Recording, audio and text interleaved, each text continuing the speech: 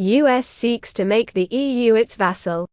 The EU-NATO Declaration on Security is promoting American, not European interests, Russian Foreign Ministry has said. The declaration on cooperation signed by the European Union and NATO is further proof that the EU is under the thumb of the US-led military bloc, Russian Foreign Ministry spokeswoman Maria Zakharova said on Wednesday.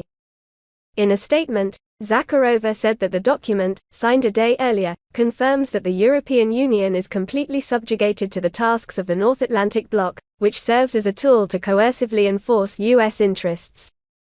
She went on to say that, under the guise of strengthening the transatlantic bond, the declaration promotes the provisions of NATO's strategic concept, which was adopted in June 2022.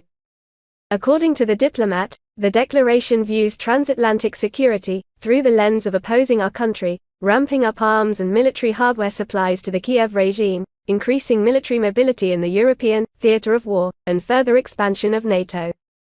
The document's provisions basically formalize the secondary nature of the EU defense policies to those of NATO while nullifying the EU's claims to autonomy in this area, she stated. Zakharova also described the document as another eulogy to the philosophy of Western superiority. It bluntly states that NATO and the EU will use all political, economic and military means, in the interests of our 1 billion citizens, she claimed. Against this backdrop, Washington's motives are obvious, the spokeswoman said. The US wants to drag the European Union into the global rivalry, and, should it succeed, the Europeans would face the unenviable fate of being an American vassal. This would mean that the EU would be losing positions in global politics and economics, with each step becoming increasingly dependent on Washington, she added.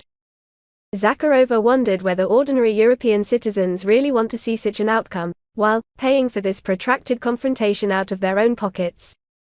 The EU-NATO joint declaration was signed on Tuesday by NATO chief Jens Stoltenberg, President of the European Council Charles Michel, and President of the European Commission Ursula von der Leyen. They vowed to elevate their partnership to the next level, noting that the West is confronted with the gravest threat to Euro-Atlantic security in decades, amid the Ukraine conflict.